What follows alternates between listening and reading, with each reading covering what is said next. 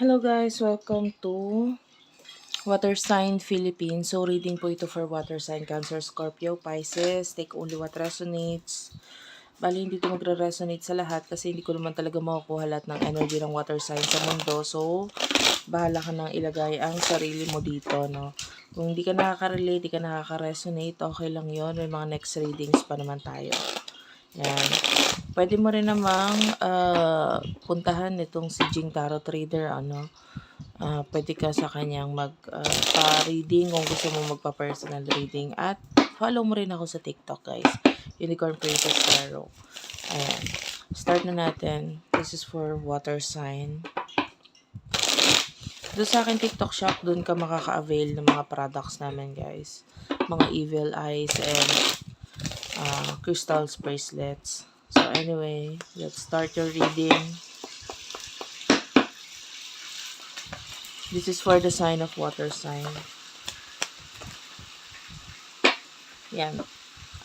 Nakakita ko sa'yo ng new beginning in the near future. Actually, this is a near future or ito na, malapit na or yung iba ngayon nangyayari na ngayon, ano? And with the chariot, this is the sign of Cancer. Ayan, so nakakita tayo dito ng possible pagta-travel. And I feel like this is a thing na parang yung iba iniisip pa lang, eh, sabi ko nga yung iba hindi pa nangyayari, yung iba nangyari na or nangyayari na. So may pagta-travel, may new beginnings, and yung iba with the Four of Swords, I feel like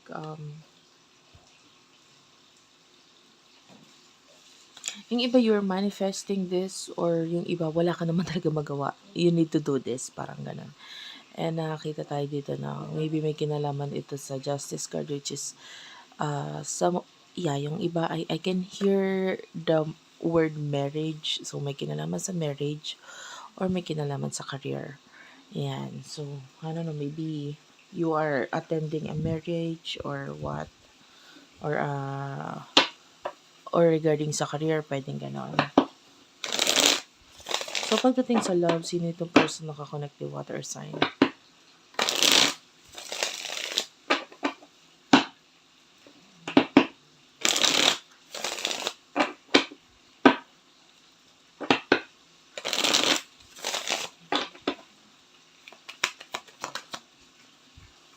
For your person, you do have the Empress,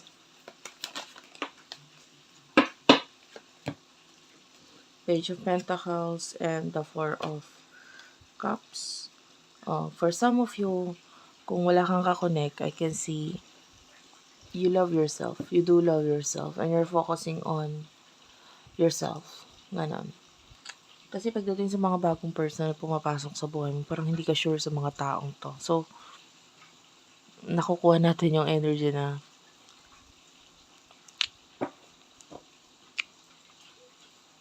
parang medyo mahirap pagdating sa love ngayon, or medyo nahihirapan ka pagdating sa paghahanap ng kapareha because maybe nakikita mo yung mga abilidad nila and you're not satisfied. Hindi ka, parang alam mo yun, parang hindi mo gusto, or hindi nila nakukuha ganun masyado yung attention mo. And yung iba sa inyo, if you are dealing with someone, this person is really attracted to you. No, kaya lang, but for some of you, ikaw yung umiiwas, ikaw yung iwas ng iwas, ikaw yung layo ng layo. So, may ganon. May ganon ding energy ako nakukuha. Anyway, what is your emotions towards this person? Para dun sa mga may kakonect.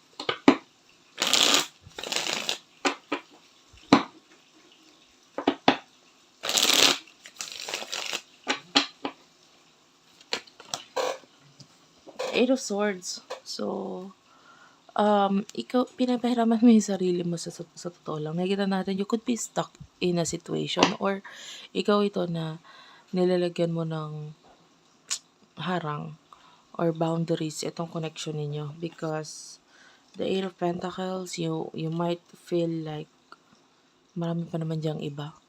Parang gano'n.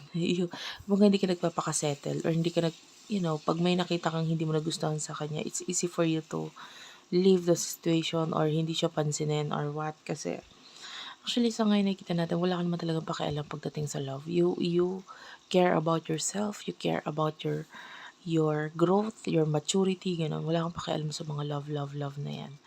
So anyway, what is this person's emotions towards you?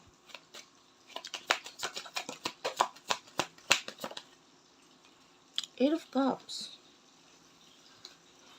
This person wants to marry you.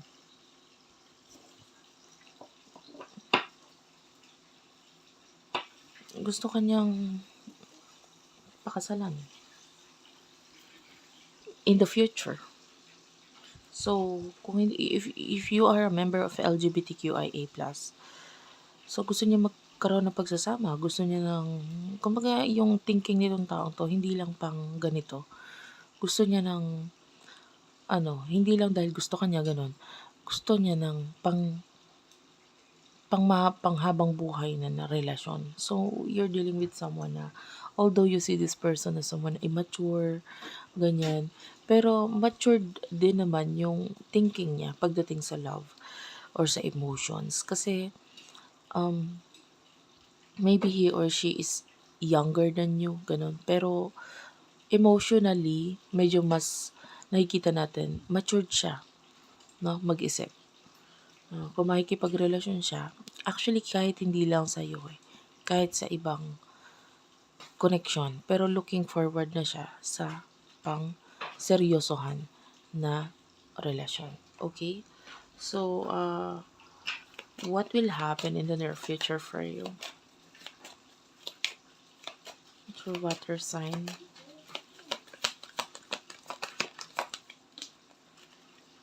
Wow, you do have the Three of Pentacles. I can see possible growth.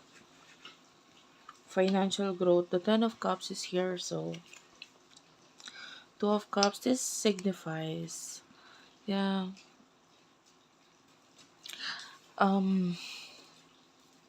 yan, the Sun. I can see a lot of happiness in the near future sa'yo. Whether may kinalaman sa family, I can see relationship with the Two of Cups na pwedeng mag-evolve. Nakakita tayo ng pagsasama. I can see growth pagdating sa money. And tell me about this. Seven of Cups is here. But I feel like kahit magkaroon ng konting growth, hindi ka ganun ka-satisfied.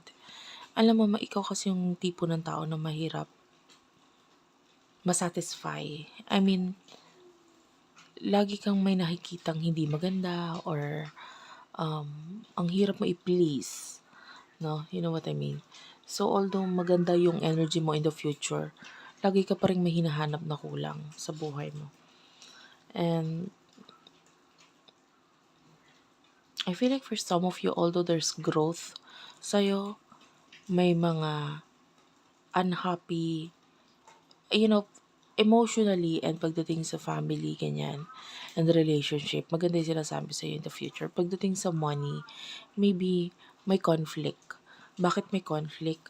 Kasi, yun nga, hindi ka satisfied and you're not happy na although, okay, sige, may growth sa'yo financially, pero mismo dun sa lugar na yun, pwedeng may mga issues, pwedeng makitaan mo ng mga mali, and gusto mong baguhin, ganyan, and nakakita tayo dito ng possible na gusto mo na namang mag-change or magpalit ng trabaho, ganito, ganyan. So, may mga nakikita kang hindi mo nagugustuhan na although may growth sa'yo, hindi mo yun na-appreciate. Okay, so, for the person you're dealing with, the Sun is here. So yeah, this is the person na possible na magkaroon kayo ng relationship, and this is, as you can see, there's this moving upward. So pwedeng may pagle-level up nga talaga ng connection sa inyo nitong taong to. But the Five of Swords, something is going to happen here. So pwedeng may mga ika-cut off or tatanggalin, and tell me about that. So, yung mga tatanggalan na yan with the Page of Wands, maybe communication with the Emperor. So, I feel like either ikaw or yung person mo is going to cut off other people sa buhay ninyo or niya. No, which is high chance naman talaga ng oo, gagawin yun kasi magkarelasyon na eh. Yung iba magkakaroon, from being single, high chance ng relationship. Kaya lang, of course, may mga isa-sacrifice. May mga kakonect na iba na tatanggalin na. And normal yon. Okay? This is cutting off another connection or yung mga ibang person na kakonect. Maybe whether they are friends uh, or ka-fling, dapat naman talaga tanggalin yan dahil nga magka-relationship na. So, high chance of a relationship sa inyong dalawa. Okay? Maybe you would realize itong halaga na to person na ito or kung paano kanya bina-value. So, hindi ko yun in-expect actually kasi mabilisan lang eh. Parang from this, alam mo ikaw yung tipo ng tao na nakitaan natin na pabago-bago yung isip mo. So, from this, na nakikita mo yung mga negative traits ng isang tao, isang snap lang, biglang, ay, okay, mukha naman siyang mature, mukha naman siyang seryoso, ganito, ganyan. So, might as well give him or her a chance. So, nakikita natin yung ganong energy mo. Anyway, so, that's it for now. Thank you for watching. Sana nakarelate kayo, nakaresonate kayo. Please do like and subscribe to our channel. Unicorn Princess Tarot, Madam P TV, Virgo Philippines, Dapit Hapon TV, Water Sign Philippines, Madam P Vlogs, Libra Philippines. I love you all guys. Thank you for watching and bye-bye.